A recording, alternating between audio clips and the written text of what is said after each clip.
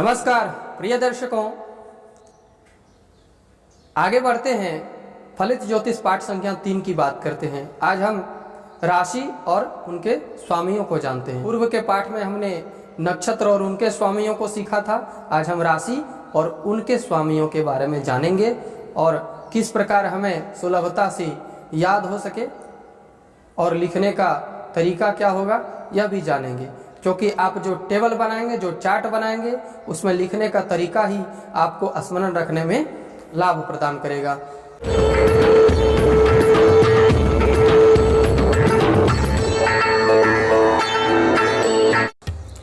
आगे बढ़ते हैं, राशियों की बात करते हैं। जैसे कि आप जानते हैं राशियों की संख्या 12 है। क्रम से हमने नंबर भी बैठा दिए 12 और उसके सामने राशियों को लिख दिए। अब हमारे नंबर सिस्टम से सभी राशियां यहाँ पे दिख रहे हैं, तो हमें नंबर से राशियों को याद रखने में, हमें फलित ज्योतिष में फलित करने में आसानी होगी। तो हम देख रहे हैं कि 1 के सामने मेष है, 2 के सामने वृष है, 3 के सामने मिथुन, 4 के सामने कर्क, 5 के सामने सिंह, 6 के सामने कन्या, 7 के सामने तुला, 8 के सामने वृश्चिक, 9 के सामने धनु, 10 के सामने मकर, 11 के सामने कुंभ और 12 के सामने मीन राशि। तो इसी प्रकार हमने नंबर के सामने राशियों को बैठा दिया और उसके बाद हम उसके सामने उसके स्वामियों को बैठा देंगे। मेष से मीन पर्यंत जो राशियों के स्वामी है, मेष के स्वामी मंगल, वृष के शुक्र, मिथुन के बुध, कर्क के चंद्रमा, सिंह के सूर्य, कन्या के बुध, तुला के शुक्र, वृश्चिक के मंगल, धनु के गुरु, मकर और कुंभ के शनि और मीन के गुरु। तो हम यह देख पा रहे हैं कि सूर्य और चंद्रमा को केवल एक राशियां प्रदान है। सूर्य की राशि हो गई सिंह और चंद्रमा की राशि हो गई कर्क। बाकी के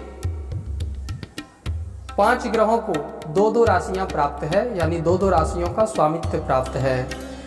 तो हम यह देख रहे हैं कि यहाँ पे राहु को और केतु को, इनके कोई भौतिक अस्तित्व न होने के कारण राशियों का स्वामित्व प्राप्त नहीं है।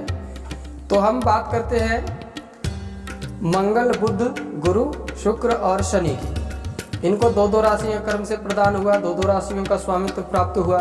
मंगल को मेष और वृश्चिक का स्वामित्व प्राप्त हुआ, बुध को मिथुन और कन्या का स्वामित्व प्राप्त हुआ, गुरु को भी 2 राशियों का स्वामित्व प्राप्त हुआ जो धनु और मीन, और शुक्र को भी 2 राशियों का स्वामित्व प्राप्त हुआ जो तुला और वृष।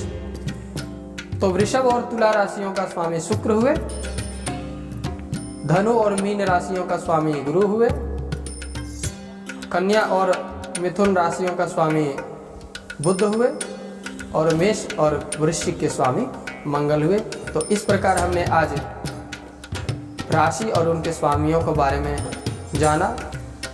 इसी प्रकार क्रम से आप पाठ को पढ़िए। पाठ की संख्या भले ही बढ़ जाए, आपको उसमें से विचलित नहीं होना है। पाठ की संख्या जितनी बढ़ेगी हमारा ज्ञान उतना ही बढ़ेगा। आशा करते हैं कि इस वीडियो से आपका ज्ञानवर्धन हुआ हो। अगर ज्ञानवर्धन हुआ हो तो लाइक अवश्य करिएगा, इससे हमारा मनोबल बढ़ेगा और हम आगे के क्रम में इससे भी सुलभ तरीके से पाठ आपके सामने प्रस्तुत करेंगे, ताकि आपको समझने में बहुत ही आसानी हो और फलित ज्योतिष आप सुगमता से सीख पाएंगे। निरंतर आप हमसे जुड़े रहिए। आपका बहुत बहुत धन्यवाद।